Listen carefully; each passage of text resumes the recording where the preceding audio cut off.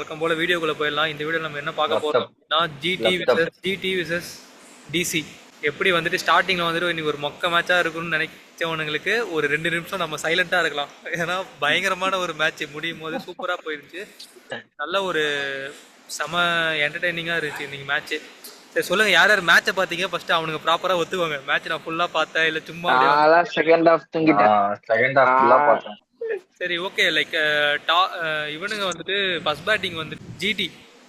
எப்பயுமே நம்ம ஒன்று சொல்லிட்டு இருந்தோம், லைக் வந்துட்டு ஜிடிக்கு வந்துட்டு டாப் ஆர்டர் தான் வந்துட்டு ஸ்ட்ராங்கு. ஸோ ஜிடிக்கு வந்துட்டு ஸ்டார்டிங் சாய் சுதர்ஷனும் கில்லுமே ஸ்டார்டிங்லேயே தூக்கிட்டோம்னா கொஞ்சம் வந்துட்டு ஸ்ட்ரகிள் ஆவாங்க அப்படிங்கிற மாதிரி நம்ம பேசியிருந்தோம். பட் என்னை பொறுத்த வரைக்கும் ஜிடி வந்துட்டு செம்மையா ஆனானுங்க மிடில் ஆர்டர்ஸில். லைக் சாய் சுதர்ஷன் ஃபர்ஸ்டே காலி. பட்லர் வந்துட்டு ஒரு எக்ஸ்ட்ராடினரி ஒரு நாக்கு, செம்ம ஒரு குயிக் 50. ஆனால் அவன் தேவையில்லாம குல்தீப் யாதவ் ஓவரில் வந்துட்டு பாலை ஜட்ஜ் பண்ணாமே ஆடி ஒரு அது ஒரு நல்ல பால், எஃபர்டஸான ஒரு ஸ்லோவர் பால். ஷாட்ல வந்துட்டு அவுட் ஆயிட்டு கிளம்பிட்டான். பட்லர் நான் இன்னைக்கு பெரிய இப்ப கேஎல் ராகுல் மாதிரி ஒரு நாக் வந்து பட்லர் கிட்ட இருந்து வரும்னு எதிர்பார்த்தேன். ஸோ பேட்லி அவனுமே அவுட் ஆயிட்டு போயிட்டான். அவன் அவுட் ஆன உடனே லைக் ஆதில் நிறையா இதை பற்றி பேசியிருக்கான். லைக் வாஷிங்டன் சுந்தர் வந்துட்டு நிறையா நம்ம தமிழ்நாடு டீமுக்கும் சரி மற்ற லீக்லேயுமே சரி நிறைய ஓப்பன் பண்ணுவான். அது மேக்ஸிமம் எத்தனை பேர் நோட் பண்ணியிருப்பீங்கன்னு தெரியாது. வாஷிங்டன் சுந்தர் வந்துட்டு ஆக்சுவலாக வந்துட்டு ஓப்பன் பேட்ஸ்மேன். அவன் நம்ம தமிழ்நாடு டீம் டிஎன்பிலாம் பார்த்தீங்கன்னா நிறைய மேட்ச் ஓப்பன் பண்ணியிருப்பான். இந்த மேட்ச்மே வந்துட்டு ஒரு நல்ல 50 அவன்கிட்ட இருந்து டீசெண்டாக ஆனா. கில்லுக்கு வந்துட்டு கண்ட்ரோல்டாக வந்துட்டு ஸ்ட்ரைக் ரோட்டேட் பண்ணி கொடுத்துட்டே இருந்தான். இப்போ சொல்லுங்க கில்லோட பேட்டிங்கை பற்றி நீங்கள் சொல்லுங்க. கில்லு அடிச்சாலும் அடிப்போம், அடிக்கலனாலும் அடிப்போம், அவ்வளவுதான். இதெல்லாம் தாண்டி எனக்கு வந்து பட்லரை ரொம்ப பிடிச்சிருந்துச்சு.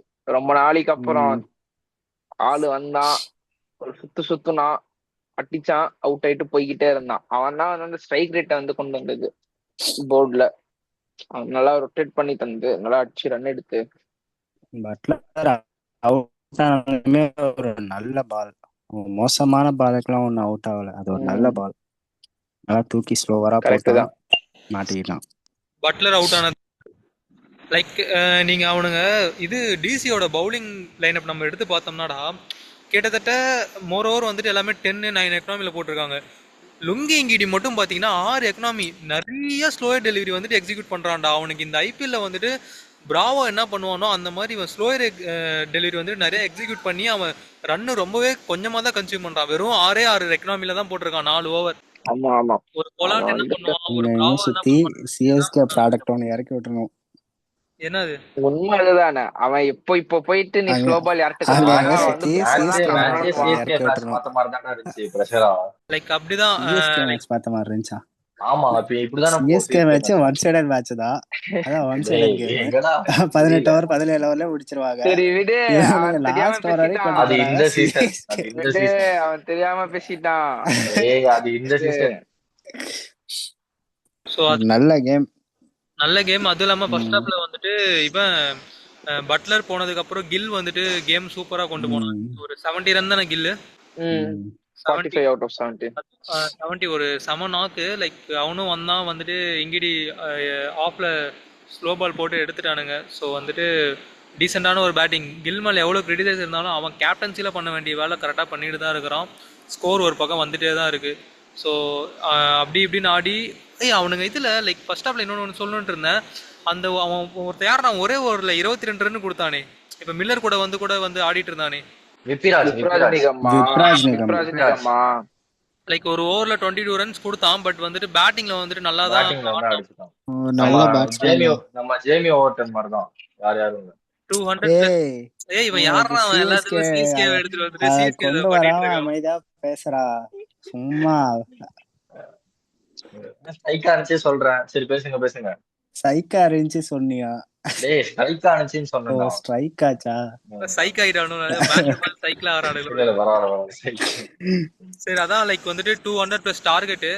இவனுங்களோட வந்துட்டு ரொம்ப நாள் கழிச்சு வந்துட்டாப்பா கேஎல் ராகுல் இஸ் பேக். தலைவன் நான் போய் பேட் எடுத்துட்டு வரேன். அவங்க ஆபீஸ்ல சொல்லிருக்காங்கல்ல ஏதாவது ஒண்ணு பண்ணணும். அவங்க ஆபீஸ்ல கேட்டிருக்காங்களா, என்னடா நீ எதுவுமே பேச மாட்டேங்கிற, எதுவுமே பண்ண மாட்டேங்கிற அப்படின்ட்டு. ஆணி அடிக்கிறான். அவ்வளவுதான், கட் பண்ணிடு, இதெல்லாம் கட் பண்ணிடு சொன்னானே. எடுத்தாச்சுடா, போதும் அவ்வளவுதான். என்ன சொல்ல எடுத்து காட்டுறேன். எடுத்து காட்டுறியா? இல்ல எதிர்த்து காட்டுறீங்கன்னா படமா எடுத்துட்டு இருக்காங்க. சரி சரி சரி சரி அதெல்லாம் இருக்கும். கண்டென்ட் மேட்சுக்குள்ள போவோம். சரி okay, coming back to cricket. Like வந்துட்டு கேஎல் ராகுல் வந்துட்டு ஒரு எக்ஸ்ட்ராடனரி ஒரு நாக்கு. நம்ம ரொம்ப நாள் ஆச்சுப்பா கேஎல் ராகுல் இந்த மாதிரி பார்த்து. கடைசி 2 மேட்சுமே ஆடுவான்னு பார்த்தா தலைவன் ஒரு வழியா ஆடிட்டான். என்ன மேட்ச் முடிச்சு கொடுக்க முடியாத ஒரே ஒரு ஃபீலிங்ஸ் தான் அவனுமே யோசிச்சுட்டு இருந்தான். கவலை மட்டும்தான். என்னன்னா செம பேட்டிங்கு இந்த பக்கம். ஸ்டார்டிங்ல வந்துட்டு இவன் நிசங்கா சூப்பரா ஆடினான்.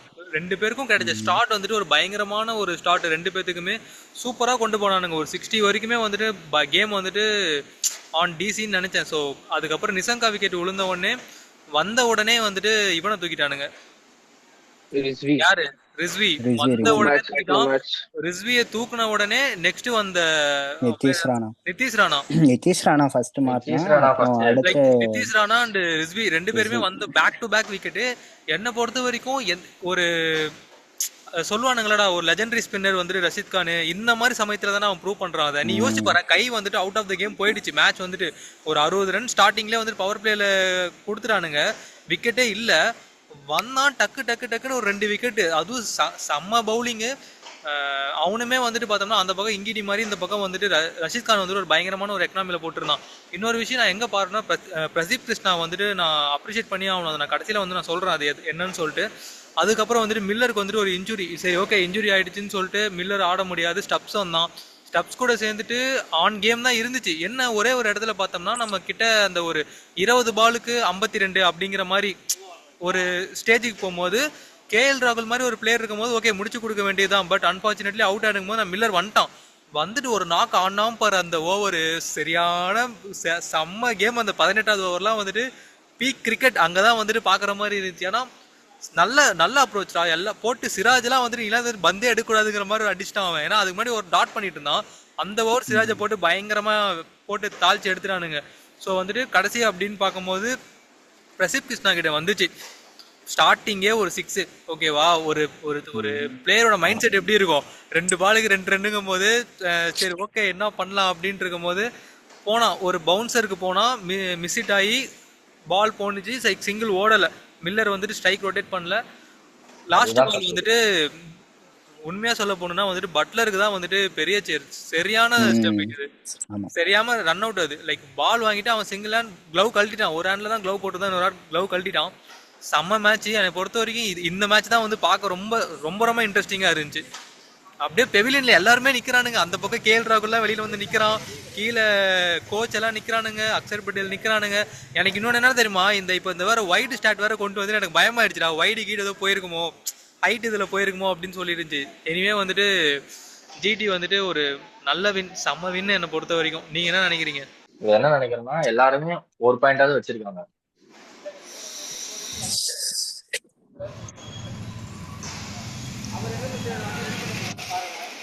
அமைதாவாதீங்கடா. நான் வந்து டிசி இன்னைக்கு ஜெயிக்கும், ஜெயிச்சிருச்சுன்னா நம்ம கிட்ட தோக்குறதுக்கு வசதியா இருக்கு அப்படின்னு நினைச்சேன். இப்ப இந்த வெறிய தூக்கிட்டு வந்து 16ஆம் தேதி நம்மள போட்டு அடிப்பானுங்க. சிஎஸ்கே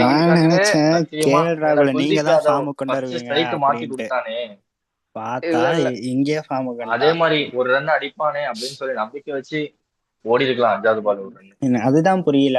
அது ஓடி எப்படி இருந்தாலுமே ஓடி இருந்தாலுமே அவங்களுக்கு தான் பிளஸ். அது அவன் பண்ணதுலயே ஒரு பிளண்டர், ஒரு மோசமான மூவ். 5வது பால் ஒண்ணுமே தெரியல. இல்ல பினிஷிங் ஷாட் ஏதாவது கொடுக்கணும். ஸ்டார்டிங்ல வச்சான் பாரு 106 மீட்டர் 6 எங்கயோ தூக்கி வச்சான். செம்ம ஷாட். அது பெர்ஃபெக்ட் டைமிங், ஒரு பால் தான் எல்லாமே. பிரசித் கிருஷ்ணா வந்து அந்த ஒரு பால் தான் மிஸ் பண்ணி ஸ்லாட்ல போட்டு கொடுத்தான். ஸ்லாட்ல போட்ட பாலே கரெக்டா பிக் பண்ணிட்டான் அவன். செம்ம ஷாட். ஆதில் வந்துட்டு மேட்ச் பார்க்கும்போது லைட்டா ஒரு தூக்கம் போட்டு எந்திரிச்சுப்பான் போல இருக்கு ஆதில். அதான் சொன்னானே செகண்ட் ஹாஃப் தூங்கிட்டான்ட்டு. செகண்ட் ஹாஃப்லாம் தூங்கிட்டேன், வேலை ஜாஸ்தி எனக்கு. அப்போ வந்துட்டு நான் உனக்காக தானே அதில் நாங்க எல்லாரும் சேர்ந்து ஒரு 2 நிமிஷம் சைலண்டா இருக்கணும். செம்ம மேட்ச்டா, மிஸ் பண்ணிட்டடா.